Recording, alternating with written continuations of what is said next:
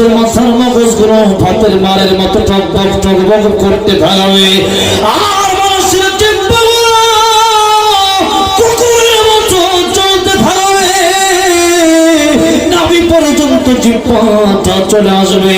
পানির তৃষ্ণায় মানুষ কাঁদবে আর বলবে পানি পানি পানি। একদিকে কাপড় নাই, আরেকদিকে মানুষের পানির তৃষ্ণা। পানির তৃষ্ণার কারণে মানুষগুলো ছটফট করতে থাকবে। আমার নবীর খাঁটি উম্মত যারা হবে, আমার নবীর আশিক যারা হবে, আমার নবীকে যারা মানবে, নবীর সুন্নাত যারা মানবে, আমার নবীজি তাদেরকে এক এক গ্লাস করে হাউজে কাউসারের পানি পান করাবে। এক এক গ্লাস করে হাউজে কাউসারের পানি যারা পান করবে, 50,000 বছর পানির পিপাসা লাগবে না। হাউজে কাউসারের পানি আমার নবী কিয়ামতের ময়দানে পান করবে। কিন্তু আমার আল্লাহ রাব্বুল আলামিন একটু সময় পর্দা দিয়ে দেবেন।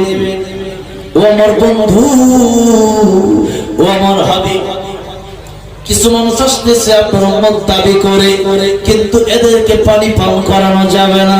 কারণ অনেকে আছে নামে মুসলমান কিন্তু কাজে মুসলমান না, এরকম মুসলমান আমাদের সমাজে আসে না নাই বলেন?